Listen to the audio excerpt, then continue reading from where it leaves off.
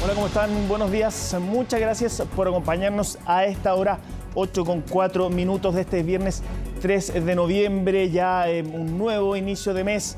Como siempre ocurre en estas fechas, muchos datos, muchas cifras económicas. Ayer tuvimos el dato del IMASEC, esta semana hemos tenido varios datos de empleo. Se suma también a lo que ocurrió con el Banco Central en la semana pasada, pero esta edición de Agenda Económica AM la vamos a iniciar con las informaciones que vienen llegando desde Estados Unidos, donde también ha habido intensa actividad, porque sabemos que el presidente Gabriel Boric está allá en ese país para participar de la cumbre de la Alianza para la Prosperidad Económica, y en el marco de las actividades, porque se va a reunir con varios pares allá en Estados Unidos, por ejemplo con el presidente Gustavo Petro, el mandatario colombiano. Ayer sostuvo una reunión bilateral con el presidente estadounidense Joe Biden, donde por supuesto se trataron varios temas de contingencia internacional, de política internacional, pero también de economía. ¿Por qué? Porque el mandatario habló con su par estadounidense sobre temas como el litio, como el hidrógeno verde, como las oportunidades de inversión que existen en estas áreas en ambos países, y también de algunos otros temas bastante contingentes. A la salida de esta reunión, el presidente Gabriel Boric explicó parte de esta conversación y de los temas económicos que se trataron con el presidente de Estados Unidos, Joe Biden. En el ámbito político y económico bilateral avanzamos en la necesidad de seguir impulsando el desarrollo de las industrias verdes. Conversamos sobre ciertas especificidades de los subsidios que ha implementado Estados Unidos para impulsar estas industrias y cómo Chile también se puede beneficiar de estas iniciativas, y de hecho hemos decidido iniciar un grupo de tarea, una fuerza de trabajo que va a ser liderada por nuestro ministro de Economía, Nicolás Grau, para ver cuáles son las posibilidades que en particular de Inflation Reduction Act abre para empresas estadounidenses que tengan inversiones en nuestro país.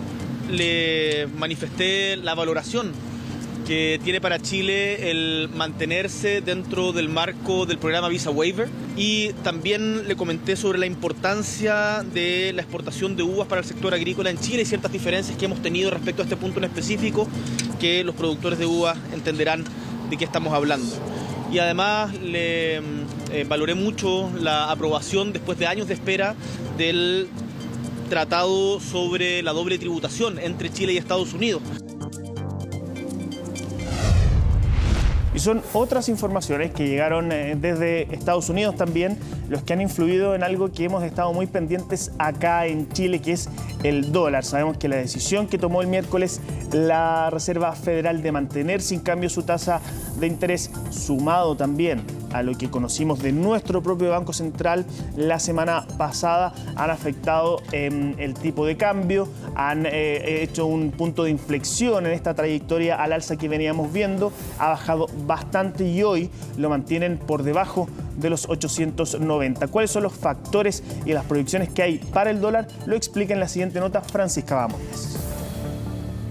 Si bien el miércoles fue feriado en Chile, todos los analistas locales y del mundo estuvieron atentos a qué decidía la Fed estadounidense en su reunión de política monetaria. No hubo sorpresas. Se mantuvo la tasa de interés entre 5,25 y 5,5%. Eso sí, el organismo liderado por Jerome Powell no descartó posibles alzas en el futuro si la inflación deja de estar controlada. Estamos comprometidos a lograr una postura de política monetaria que sea lo suficientemente restrictiva como para reducir la inflación de manera sostenible al 2% a lo largo del tiempo, y a mantener la política monetaria restrictiva hasta que estemos seguros de que la inflación está en camino a lograr ese objetivo. Estamos atentos a los datos recientes que muestran la resiliencia del crecimiento económico y la demanda de mano de obra. La evidencia de un crecimiento persistentemente por encima del potencial o de que la rigidez del mercado laboral ya no está disminuyendo podría poner en riesgo mayores avances en materia de inflación y podría justificar un mayor endurecimiento de la política monetaria. Esta decisión de mantener la tasa fue el mejor escenario para el precio del dólar en nuestro país. Si la tasa en Estados Unidos se acerca a la de Chile, que ahora está en 9%, sube el atractivo por invertir allá. Eso saca dólares localmente y sube el precio de la divisa. Entonces, como la Fed no subió la tasa, provocó el efecto contrario. El dólar volvió a bajar en Chile, cerrando por debajo de los 890 pesos este jueves y acumulando una caída de más de 40 pesos. ya vemos señales mínimas de que el dólar se debilita un poquito entre ayer y hoy, y por lo tanto eso también lo empieza a capturar el dólar en Chile, que está abriendo hoy día en niveles de 885 pesos, 888 pesos, que da cuenta de este cambio del Banco Central en Chile y también de estas novedades que vienen desde Estados Unidos. Otro factor que provocó la baja del dólar este jueves fue el IMASEC de septiembre. El 0% anual y el alza de 0,6% respecto a agosto son números algo mejor a lo esperado. Siempre que la economía de un país muestra resultados en alza, se aprecia su moneda. La actividad económica local no ha mostrado finalmente variaciones durante el último reporte, dejando en evidencia la necesidad de mayores incentivos de cara a la próxima reunión, que con un 60% de probabilidad se espera un recorte de 75 puntos básicos.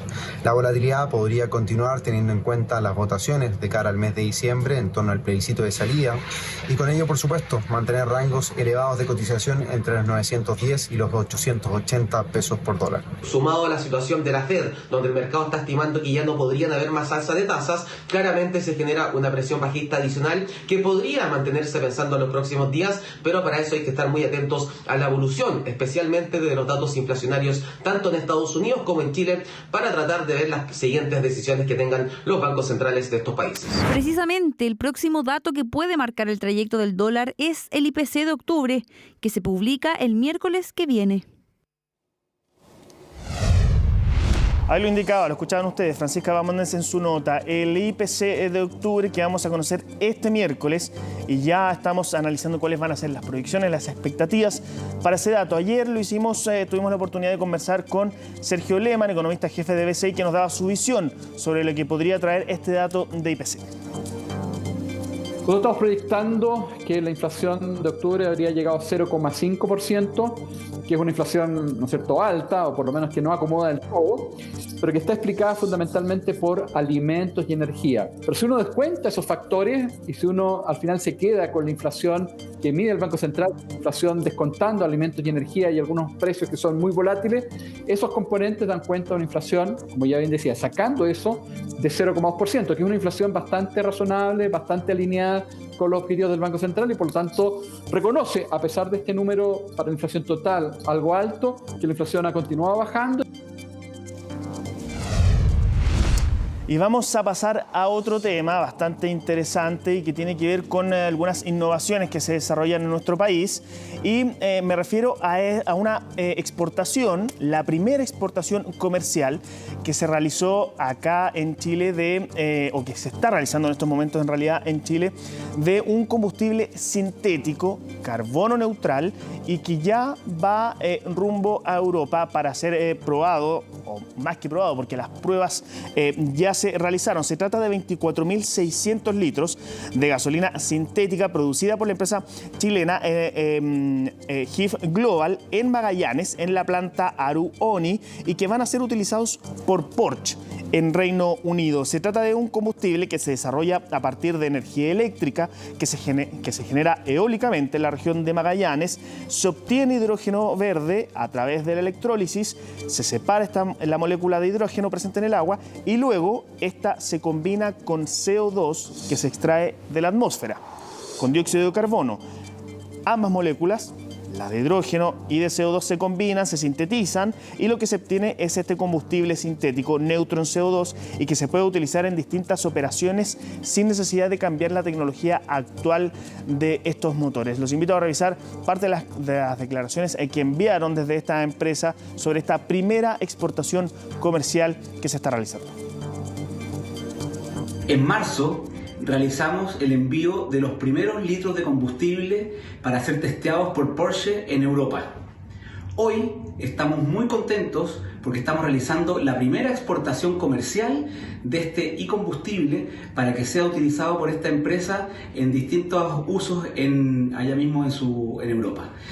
Esto nos tiene realmente muy contentos, porque es un avance muy concreto en la descarbonización, debido a que el combustible se puede usar directamente en los autos hoy día, aprovechando toda la infraestructura existente. Esto es una verdadera lucha contra el cambio climático. Pasamos a otras informaciones también porque esta semana se conocieron el reporte de ganancias que han tenido las AFP en el último trimestre, una cifra que llamó bastante la atención porque de nuevo pone en el centro del debate lo que ocurre con las ganancias, por un lado, que obtienen las AFP y también el desempeño, que no ha sido bueno el que han tenido este año los multifondos de pensiones, y también algo muy importante que se enmarca en la discusión de la reforma de pensiones que estamos llevando a cabo como país. Todo esto lo cuenta Macarena Román en el siguiente informe. El 20 de octubre, Carlos cumplió 65 años. Por eso acudió hasta su AFP para hacer el trámite y por fin jubilarse. Sin embargo, se encontró con números que no esperaba. Y de todos los años que llevo, oiga, 24 millones me sacaron la cuenta y toda la onda, así que no sé cuál es el motivo que haya perdido plata en todos los años, no sé, por eso estamos mal, por eso este país estamos mal. Las razones son varias y una de ellas tiene relación con el multifondo en el cual mantiene sus ahorros. Por ejemplo, durante los últimos 36 meses, todos los fondos tuvieron pérdidas. Los más perjudicados fueron los segmentos D y E, es decir, los más conservadores. Se ha visto desfavorecidos, hay una contracción, ¿no es cierto?, de su crecimiento, inclusive están en un ejercicio de pérdida. Por lo tanto, todos aquellos que hoy día están con la posibilidad o con la posibilidad de poderse jubilar, ¿no es cierto?, deberían ojalá poder esperar hasta que estos vuelvan, ¿no es cierto?, a los índices que tenían hace un par de meses atrás.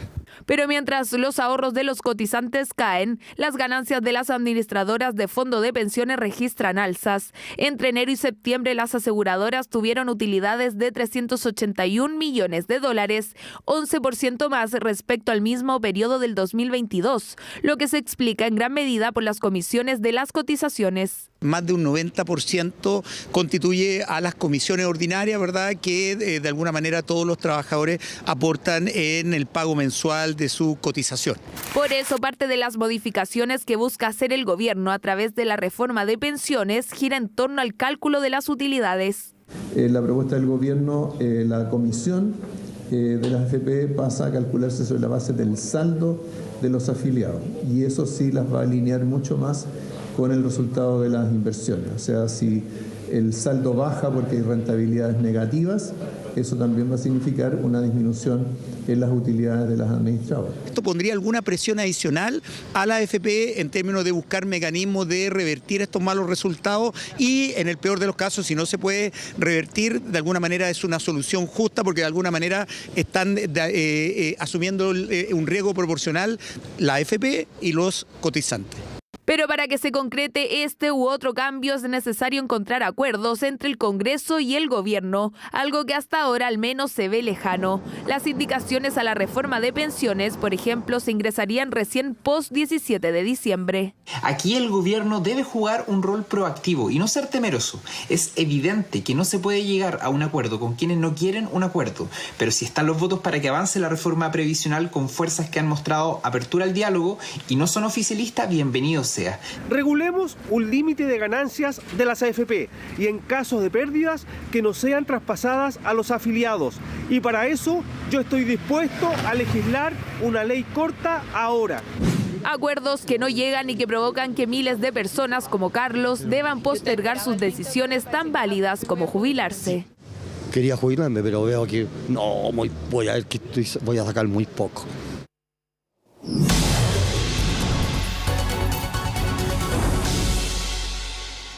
Ya estamos de vuelta en la agenda económica, lo hacemos para analizar lo que mencionábamos al inicio del programa, porque es un par de días cargado a lo económico, con muchas cifras que vienen del Banco Central, también desde el INE. Ayer fue el IMACE que mostró esta variación nula durante el mes de septiembre, al menos a nivel anualizado. Los datos de empleo que conocimos el martes, a esto se suma la decisión del Banco Central que conocimos hace un par de días, y queremos analizar estas cifras en contexto.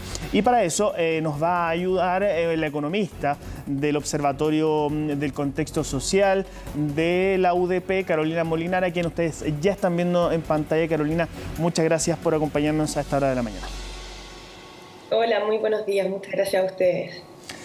Carolina, quiero comenzar por el dato que conocimos ayer, porque si bien fue una relativa sorpresa, era más de lo que esperaba la mayoría de la lectura que se ha hecho del desglose, de los sectores, de la cifra en general ha sido distinta. Quiero saber cuál es la lectura que haces tú de la cifra que conocimos ayer.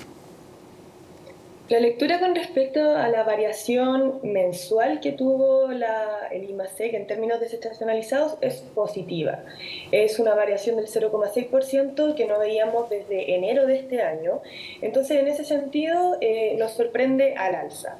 Con respecto a la variación interanual, si bien es nula, esto también es algo que sorprende a nuestra economía, puesto que las expectativas, ¿cierto?, estaban un poco más pesimistas en torno a esto.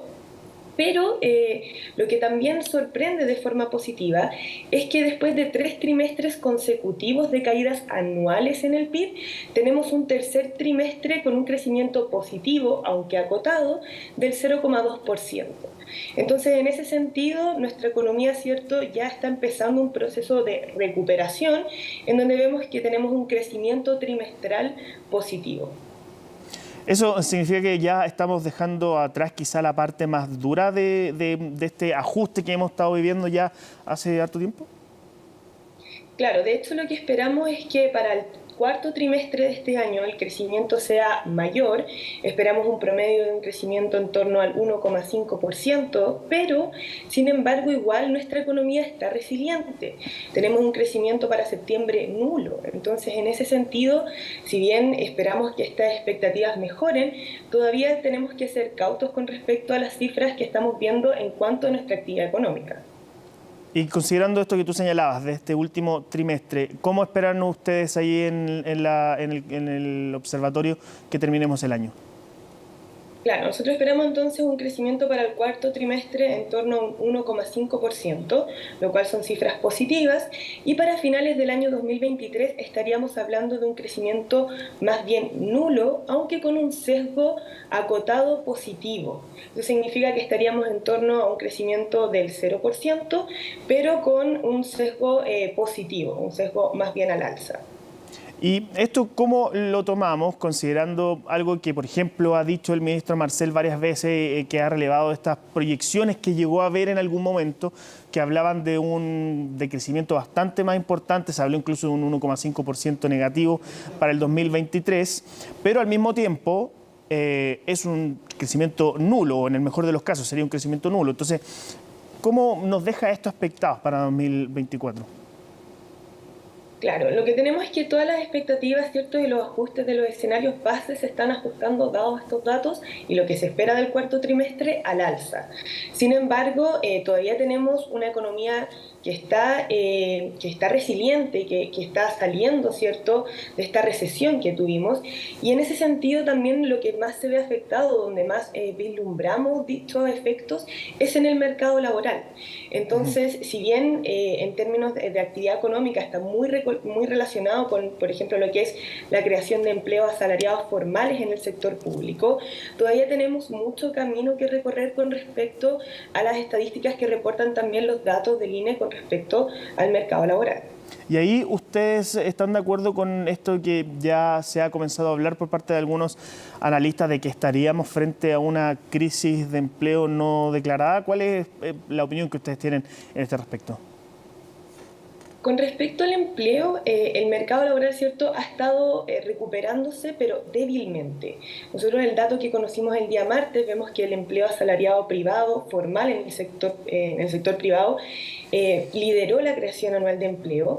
Sin embargo, tenemos que dicho empleo esconde que el 60% proviene, por ejemplo, del subempleo, es decir, de trabajadores que por alguna razón, ¿cierto?, están trabajando menos horas de las que les gustaría, o también tenemos empleados, por ejemplo, de alta calificación que se están empleando en trabajos de mediana o baja calificación. Entonces, en ese sentido, las cifras, ¿cierto?, esconden todo este análisis que uno puede depurar, por ejemplo, con respecto al subempleo, de qué tipo de empleo se está hablando cuando hablamos de la creación anual de empleo. Y también tenemos una parte importante, ¿cierto?, de un 37% aproximadamente, que proviene de la creación de empleo asalariado en el sector público. Entonces, todavía es un mercado laboral que está débil y que tiene que ir recuperándose a medida también en que mejore la actividad económica. ¿Y qué nos dice eso que tú estás mencionando, de que nuestra economía hoy día sea incapaz de crear empleos de mayor calificación y que de cierta forma la gente se tenga que conformar con empleos de alguna forma que cree que no están acorde a su capacitación? ¿Qué nos dice eso? Claro. El impacto que nosotros vemos reflejado es en la posibilidad de la generación de ingresos que tienen las familias o que tienen las personas. Entonces eso también va a dificultar, ¿cierto?, la capacidad de generar ingresos en torno al hogar. Eso es como una arista también que nosotros podemos rescatar con esto, con esta depuración que se puede hacer con respecto a las cifras de empleo. Carolina, ¿y cómo esto lo podemos asociar con la decisión que tomó el Banco Central, que también de cierta forma sorprendió no a todos? Hubo varios analistas que señalaban que un 0,5 de recorte era posible, pero que llama la atención justamente en este contexto que estamos hablando, de una economía que está todavía dañada, que un empleo que todavía está preocupando. Entonces, ¿cómo entienden ustedes esta decisión del Banco Central y qué podríamos ver de cara a la última reunión del año? La decisión del Banco Central está muy en línea con estas expectativas de crecimiento que también se esperan durante el año. Sin embargo, nosotros esperamos ahora, ¿cierto?, que el Banco Central sea un poco más cauto con los ajustes que hagan su tasa de política monetaria, llegando en torno al 8,25% de esta tasa. Entonces, debería el Banco Central, lo que nosotros proyectamos y lo que nosotros vemos, la lectura que hacemos de esto, es que sea un poco más acotado en los próximos reajustes que hayan y ya no estemos hablando de cifras tan cercanas al 8%, sino que también un 8,25%. ¿Y eso podría...? Todo esto en línea... Sí. O sea, todo esto en línea de las proyecciones de crecimiento que hay también para este cuarto trimestre. ¿Y eso, terminar con la tasa un poco más alta de lo que se esperaba, podría afectar las proyecciones para 2024? Nosotros hoy día estamos viendo que las cifras que están teniendo hoy día ya van alterando y van modificando las cifras de 2024. Lo que estamos viendo hoy día en la actividad económica, ¿cierto?, como este ajuste al alza, ya va a cambiar un poco el escenario al alza que va a tener la proyección del año 2024. Pero también se mantiene dentro, hasta el momento, de lo que planteó el Banco Central en su escenario base. El escenario estaba en torno a un menos 0,5 y un 0% de crecimiento, y hoy día ya estamos hablando que nos estamos acercando a la cota superior de crecimiento en esta proyección del Banco Central. Súper. Carolina Molinari, economista del Observatorio del Contexto Económico de la UDP, muchas gracias por ayudarnos a poner estas cifras en contexto, este análisis, y nos vemos. Muchas gracias. Muchas gracias, que esté muy bien. Bueno, 8:30, hasta acá llega la Agenda Económica AM, pero por supuesto usted puede seguir en compañía de CNN porque ya viene Frecy Soltov con Noticias Express.